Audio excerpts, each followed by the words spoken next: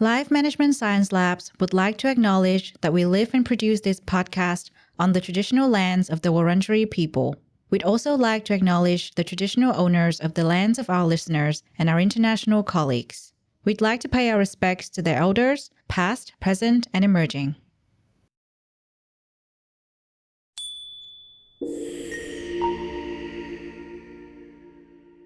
Hello, everyone, and welcome to Sero Boost, the Happiness Science Insights podcast produced by LMSL, the Life Management Science Labs.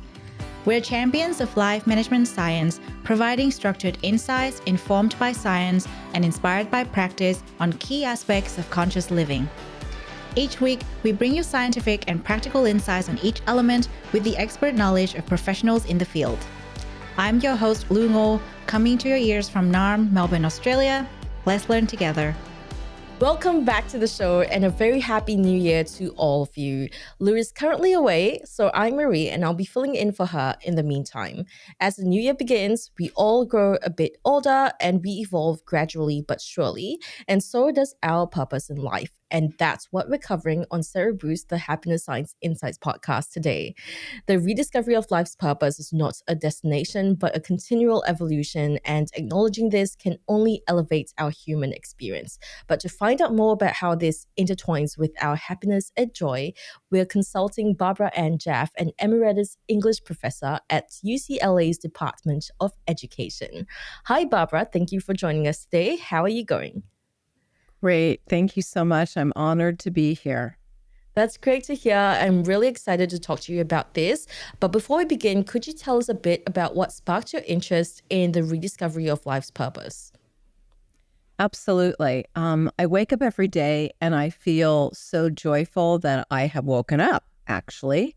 And that's not just because I'm getting older. It's because that's who I am. And I think of every day that I can address my purpose and meaning and know that I can do whatever I choose to do because it really is a choice in life. That's such an interesting perspective on this. I'd love to hear more about that. But before we go further into detail, I'd love to get to know you better too. This is Have You Met Barbara? My first question for you is, what is your favorite book? My favorite book is a book that I read on my own, and then I decided that I would introduce it to my students at college. It's called Man's Search for Meaning by Viktor Frankl. And what is it about? It's about the fact that we can survive anything in life as long as we have meaning. Mm-hmm. And he proposes that we have meaning. It could be an activity that we do. It could be a person that we are connected with. And he also said that we can find meaning in suffering. And I want to clarify that it's not that we need suffering to find meaning, but if we are going through something hard in our lives, we can find meaning in that and saying, what lessons are we learning through this suffering that will make us a stronger and better person? And it's a transformational book. And I introduced it to my college students, even though it was written so many decades ago, and they also felt transformed. Absolutely. And if you had to pitch this to someone to get them to read the book in an elevator, like in one line, what would you say? To make your life more meaningful and happier, this is one significant way. That's amazing. That's an amazing elevator pitch. Now, with regards to movies, are there any that you've enjoyed recently? I was thinking about that. And since the pandemic, of course, movies have kind of changed in their definition. Normally, we would go to a movie house, but there are so many amazing series. And there was one limited series on Netflix. It's called, I'm sorry, it wasn't Netflix. It was on Disney Plus, and it's called A Small Light by about Meep Geese. Mm-hmm. And for those who may not know who Meep Geese was, she actually helped to protect and harbor the Anne Frank and her family in Amsterdam. Mm-hmm. And she risked her own life. And it really was about her life with the backdrop of the Holocaust and how incredible she was when she stood up for her own convictions. That's really interesting. Is that a docuseries? It's a series based on truth, but it's reenacted, and I think it has about 8 episodes, and it's a limited series. So it's like based on history. Yes, absolutely, based on her Right. life and her husband's life. Really interesting. So are those the kind of movies or TV series that you enjoy watching? I do. I enjoy learning about the psychology of what makes someone make the choices that they've made, how to live a better life, but also in the face of adversity, what would I have done? Would I have chosen to do what Meet Geist did, risk her own life? Those are Right. really transformational questions. Right, and lots of like thought-provoking elements there. Just a lot to think about, and just a lot to do with morality as well. You know, if you were in that situation, what would you have done? Are there any movies that you like to watch just for the sake of watching, or to like wind down? Oh, absolutely. I love all the old movies. I love Gone with the Wind, which is such an, iconic Yeah, movie and classics. just classic. I love Yeah. that. My husband's a real movie buff, so we are constantly watching movies. So definitely. That's adorable. And with podcasts, are there any that you're listening to at the moment?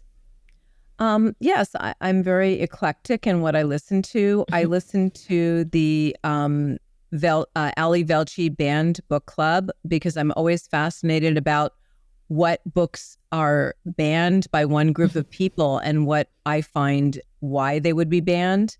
I'm also watching and listening to the Alison Hagendorf show, which is about Alison Hagendorf interviewing music artists and rock, and also famous people in their own right in Hollywood, and find her down to earth approach so fascinating. I'm also listening to the Book of the Day because I love reading, and that's often where I get inspired to read different books from a variety of different authors. Yeah, eclectic was really a good choice of words to describe your podcast listening style. I've never heard anyone really talk about those few types of podcasts at once. I usually hear a lot of like, oh, self-help or like relaxation stuff. So that's really interesting. I never even knew those types of podcasts existed. But do you have a role model in life, professionally or personally? I do. And I think the personal one just transforms me professionally as well. I have an aunt who's 95, and she lives in a senior community. And she tells me that when she gets together with other elderly people, that she decides that she's not going to talk about her ailments or about her limitations because it's so boring. And there's so much about life that is, beautiful. Yeah. And she's interested in art and music and walking every day, exercising and reading. And even though she might have more limitations than before, it's all adjusted for the joys that she has rather than the complaints. And I even see it with some of my own friends and colleagues that, it's very easy to go down that road of what the limitations are. But when I see someone like my aunt who has that, positive outlook on all the things that are going right, then rather than focusing on the things that aren't, really is, to me, a very inspiring role model. Yeah, that's amazing that she's 95 and she still thinks that way. So what would you say are, apart from the positive outlook, what would you say are your favorite characteristics or traits about her? The fact that she has had a lot of adversity in her life, but she never talks about it. She never wallows in it. I'm certain that in private, she focuses on these things, as we all must, to make sure that they don't overtake us. But that's not the first thing that you see as a person. And I think that is so impressive. And even in my professional life, when I would have students and I had taught a lot of at-risk students, it's very easy to get caught up in our lives that are so challenging. But to be able to know that, everybody walks with something and that we can go through this life with a different choice, that just that positive attitude that my aunt has, I think that that's significant for all of us. Absolutely. I feel like your aunt might be my new role model. So is there a course in your lifetime that you've taken that inspires you till this day? A cause that I have taken over is to be able to educate about people about the man's inhumanity to man. And while this is a very heavy subject, it's something that I feel that we need to learn about.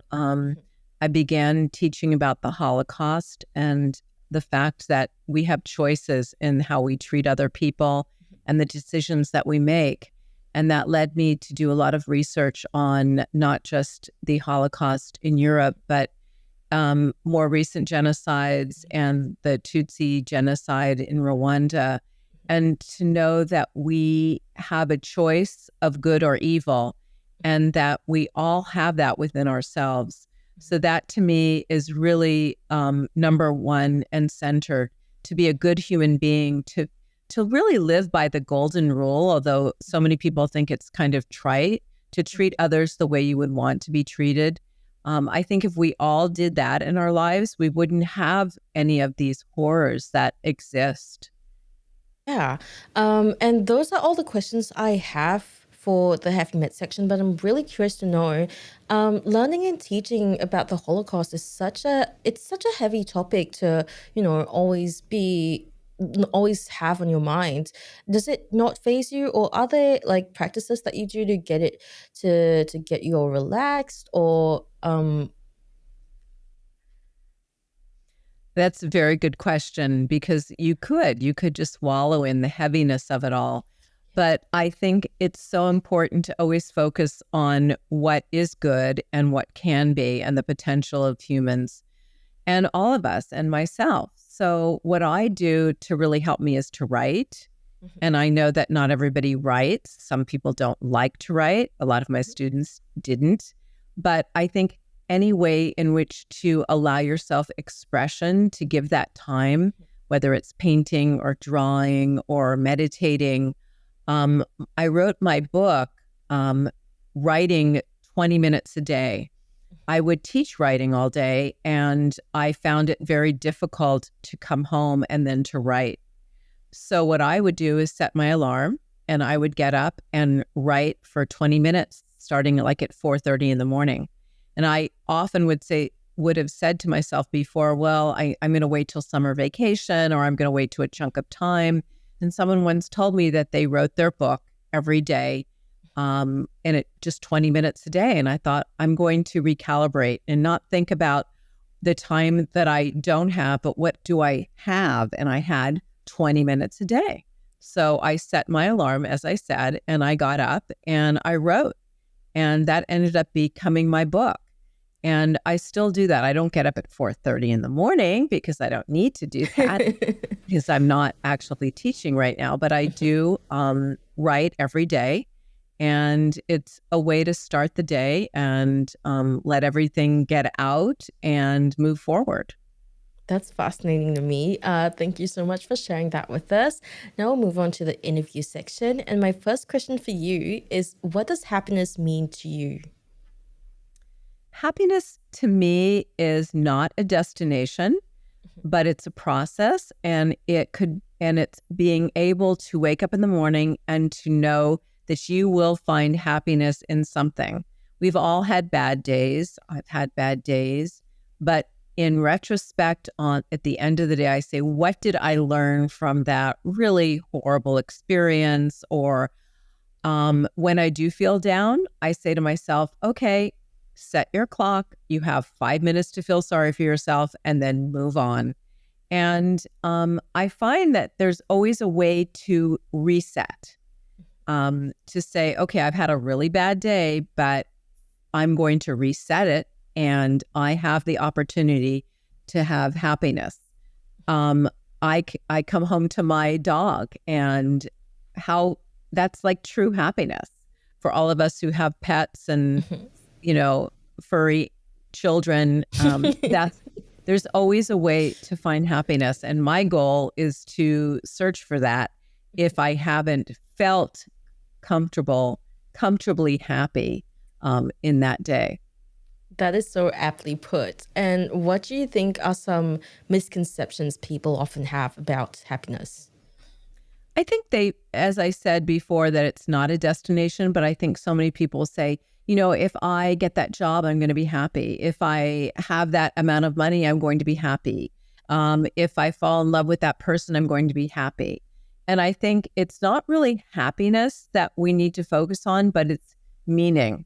Because if we have meaning and we have that significant idea that our lives count on a daily basis, then we will have the happiness. But it's really not the end point. It's not the carrot that we're all kind of, grabbing for, but rather on a daily basis. What is the meaning? What is the significance of what we're doing? Yeah. That's so true. I mean, happiness comes and goes, just like with all other emotions. Sadness comes and goes, angriness comes and goes. So that's really well put. So how would you define life purpose then? I think purpose is almost like a theme of your life. Like from the time I was a little girl, I loved to help people. And I felt as I got older and I was able to define that in terms of classes I was interested in and maybe a career or field of study, I thought to myself, what I would really like to do is to help people on a larger level. And I think if I had to do it all over again, I would have been a medical doctor.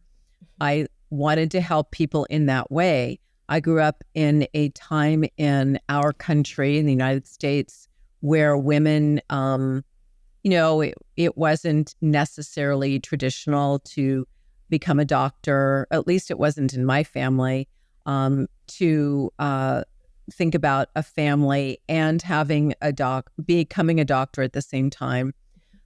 So that was kind of not something I was told that I could do, but I knew that I would help people. I was the first in my family to go to college and go away to college, in fact, and I knew that I would become a teacher.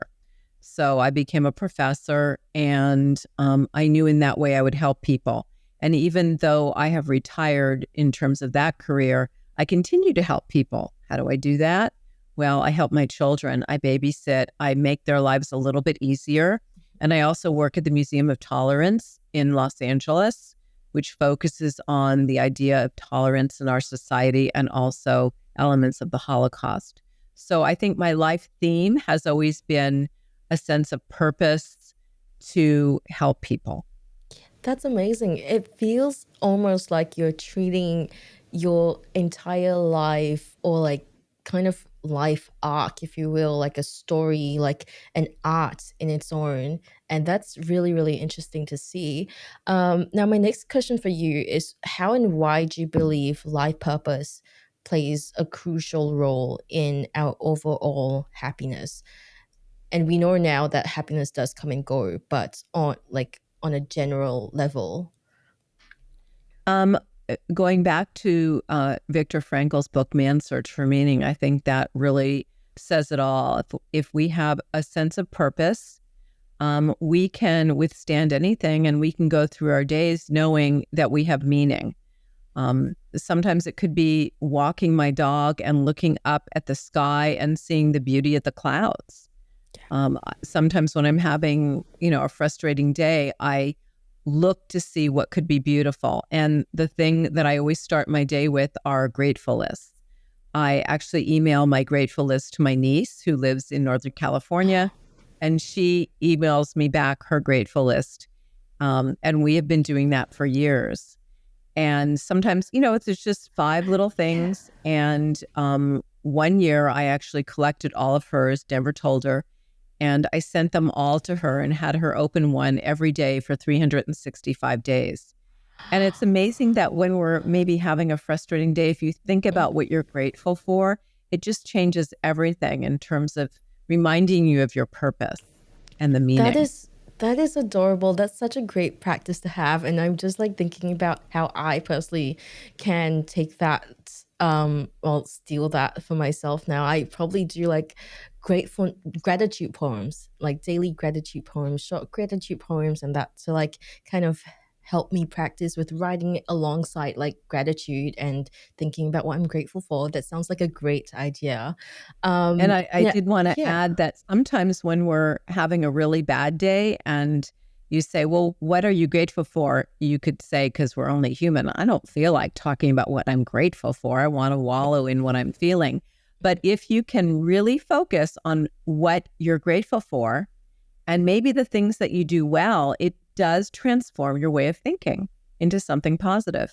Yeah, absolutely. And just kind of also materializing it, getting it out from your mind, from something that's so abstract onto a piece of paper or even like digitally your notepad or something will really help ingrain that, I imagine. Absolutely. It Um, changes your perspective. so as we approach the new year, why do you think it's important to reevaluate or rediscover our purpose in life? I think I'm always looking to improve myself, and I look backwards and I say, what was this year that I would like to do more of? I've long since given up New Year's resolutions. I mean, it's kind of trite to say everybody wants to lose 10 pounds or everybody wants to do this, but I think about the way in which I can live a richer life to make myself more content, because when I'm more content with myself, then it's very easy to have that transfer to other people. So for an example, I have a lot of patience, but sometimes with the people that I love the most, I might be a little bit impatient. So I remind myself to take a deep breath and not respond and right away, and to maybe work on that for the new year. That's a So great, yeah. without saying that it's a resolution. Yeah. I feel like resolutions also have there's this misconception that resolutions have to be about the main few things, which are like conventionally losing weight or saving up or or you know making the next big step in your career, when it could just be about improving who you are as a person. But that tends to be like an afterthought. Do you have any ideas on that? Do you have any thoughts on that? I do. And I think that anything that adds joy to my life is something that I want to employ in 2024. And here's an example of something that might sound silly. I love hats and I have a collection of them, but I Yeah. often forget to wear them. So Yeah. one of my goals is to wear a hat when I go out You in know what? 2024. Yeah. You seem like your face just is suited for a hat. Like you just mentioned it, and immediately I thought of like some crazy hat on you, and it just fits. It just fits. So I can definitely see that happening. And that's going So to give me joy. so purpose and meaning in life tend to be used interchangeably. Is there a huge difference between these two concepts, and what are they? It's a very good question. I was thinking about that a lot. And I even asked some friends, what do they think? They said, wow, that's a difficult question. I kind of think that purpose is that overarching theme of our lives when we're born. And if you are kind of think in a spiritual way, we're all here for a certain reason. And what is our purpose? And I think that's really an important goal to think of as we get older, and as we go through life.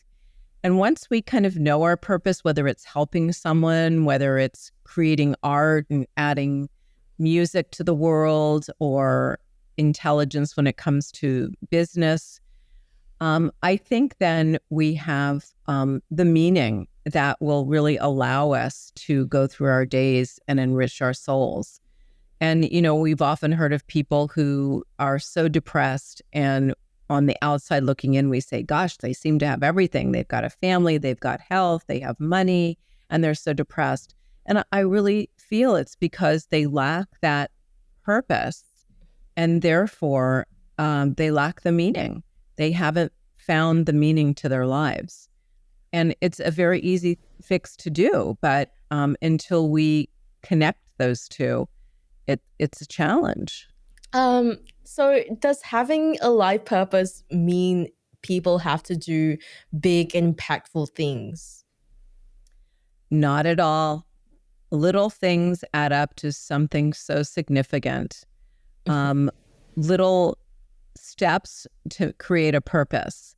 It could be taking a walk, and while I'm on a walk and being able to see a tree and thinking about what trees do and how significant they are and how stable they are allows me to feel a sense of meaning and purpose. It could be little things. I think as a society and in the world, at least I can speak from being an American, we often think it has to be something monumental. It has to be the raise. It has to be a new position. It has to be some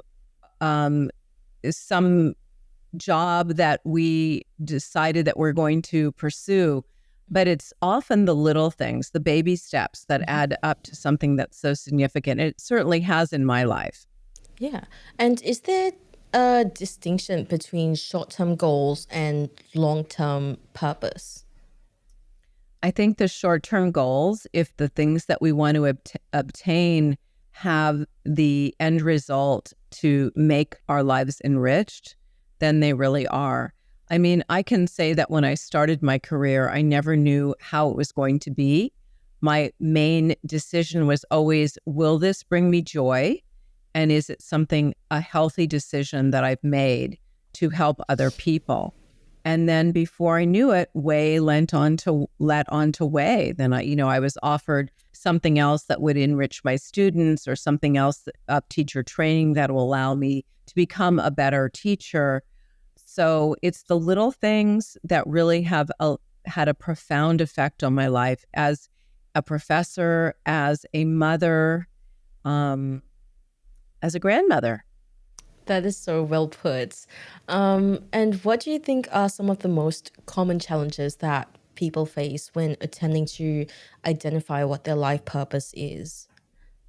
I think to get caught up in the goal, and making sure that the goal is truly the one that you want. For example, it's really not the goal to make money, but it's the goal in which that you will make this money, that you will feel so empowered and transformed, and then the money will come.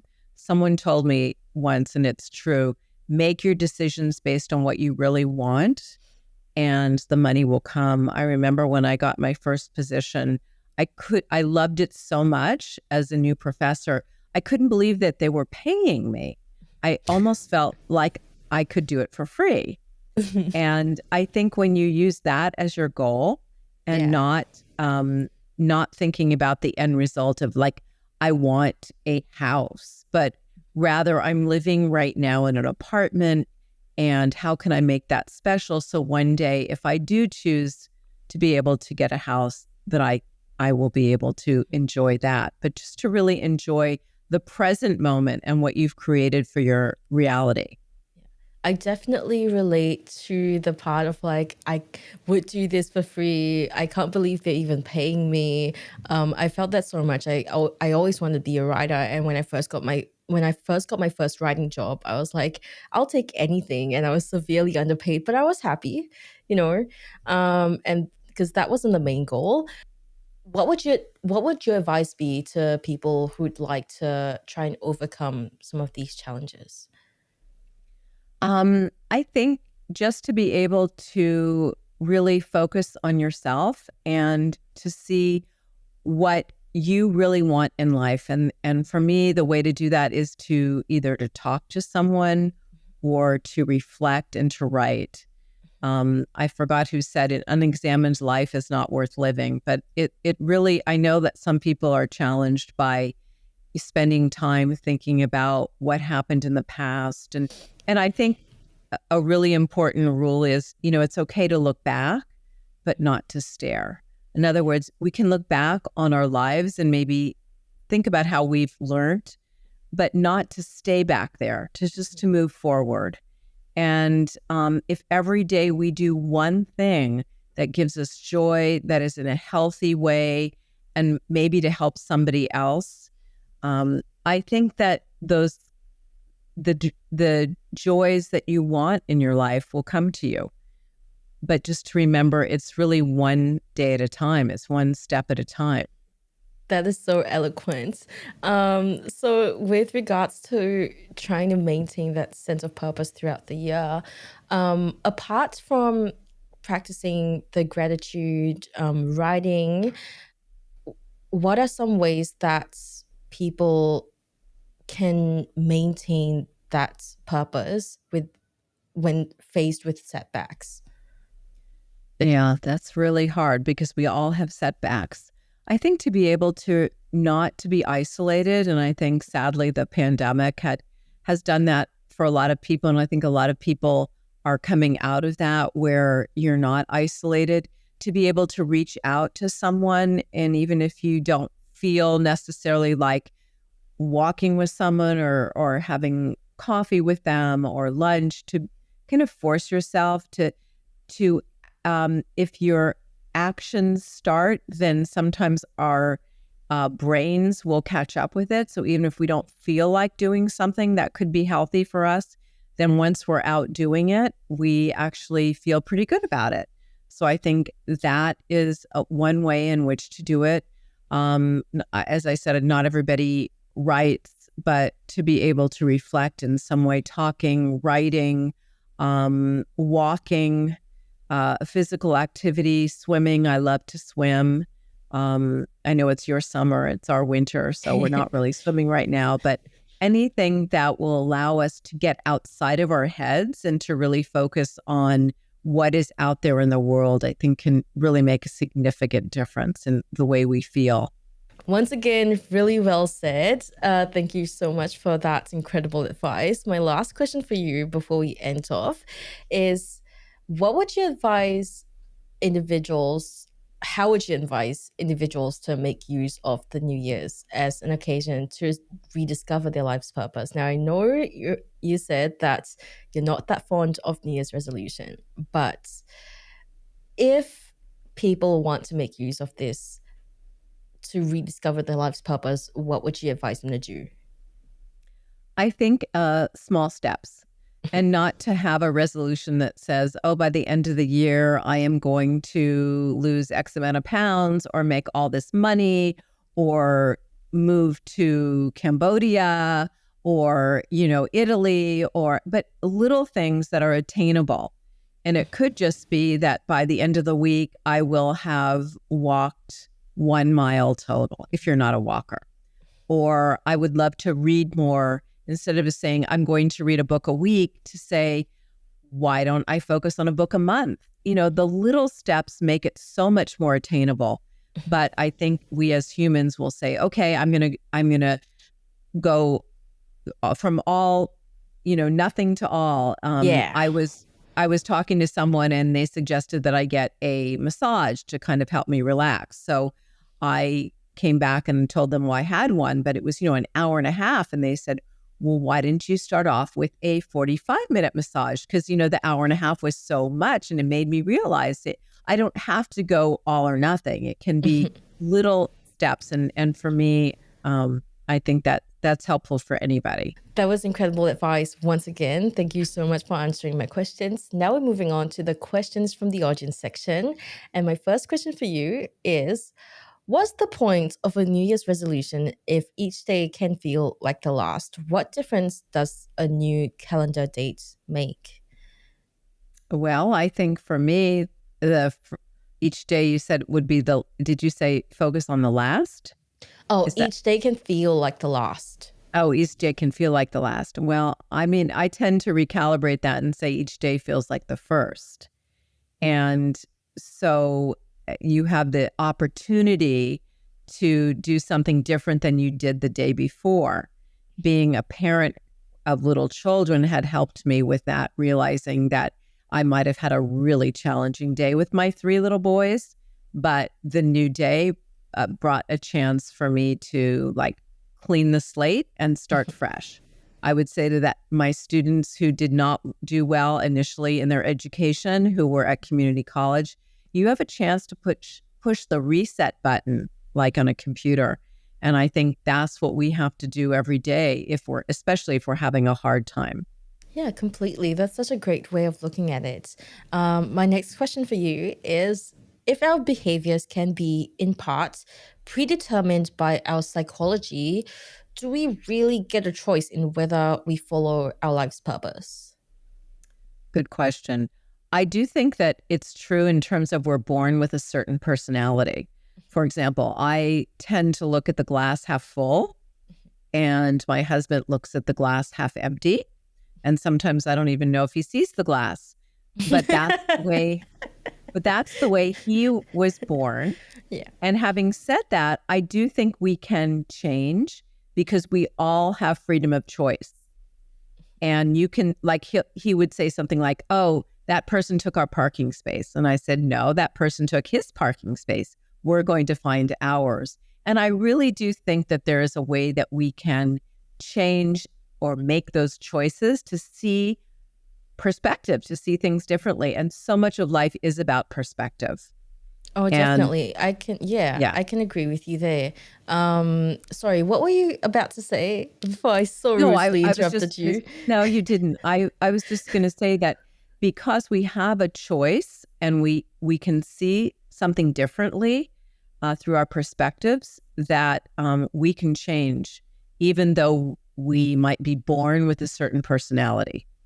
Oh, yeah, for sure. I can definitely agree with you there. I used to be such a half glass empty person, much like your husband, always pointing out the things that are going wrong in life. I still kind of do now, but I tend to try and make myself look at the water that's there, the half that's full. And that's helped me a lot with going forward in life and being I don't want to say positive, but being optimistic. So I definitely can agree with you there. My last question for you from the audience is, in what areas of life can a renewed sense of purpose have the most profound impact? I think first and foremost for our own lives, ourselves, before we even leave the house, the areas of our life. So the way we think, as we just talked about, the way we view the world, rather than seeing ourselves as a victim, to be able to say that we have control over the choices that we make. When we leave our house, the way we interact with other people, the people that we care about, and maybe the people that we just meet. For example, I'm in the market and I have a huge order. There's someone behind me who had a little girl and 2 items. I said, please go ahead of me. I remember what it was like to have, kids waiting in line and they don't have patience. And plus I had a big order, and little things like that, I think, can be transformational. Yeah. I remember talking to someone the other day just about how little acts of kindness each day to complete strangers can really go far and, just make someone's life so much more memorable or someone's day so much more memorable and so much better. And we really oftentimes take those opportunities for granted, because it just seems like something that, it's not something to do, but it can really help someone's day and make someone's day so and I much do better. want to add that it uplifts us as well. Yeah. I gave a gift to our postman, and he said, but you gave me something for Christmas. I said, but this is something, I'm just grateful for you. So I wanted to give you something, for no reason at all, which sometimes is even more significant than for a holiday. Completely. Thank you so much for sharing that with us. I had a great time talking to you about this. Now we're moving on to the open mic section, and this is your chance to talk about whatever that you're passionate about, and it doesn't have to be related to the topic at all, but if it is, that's fine too. Take it away. The floor is yours. Thank you, Marie. Thank you so much for this opportunity. I am passionate about the fact that we, as I mentioned earlier, that we have choice and that we can see ourselves as in a positive light. I was born literally to replace my brother who died as an almost 2-year-old. And I was told early on that if he had lived, I wouldn't have been born. So the research today is about replacement children, although they're called rainbow children. These are children who, because of a sibling who passed away, then another child is born to complete the family. But in the time that I was born and raised, at least in my family of origin, we didn't really talk about these kinds of things. And while his picture was up around the house, we weren't allowed to talk about him. And so I never really knew much about him as I grew up. My older brother, who was probably, I think, almost 5.5 when he died, Jeffrey died. My brother has no memory of him, but he had a very different childhood than I did when I was born, to replace him. My mother was very depressed, exceedingly depressed when I would get sick, understandably so. And I understand that what helped me in life and what helps so many of us is the fact that we can be very resilient, that we can bounce back through adversity and not to allow it to define us.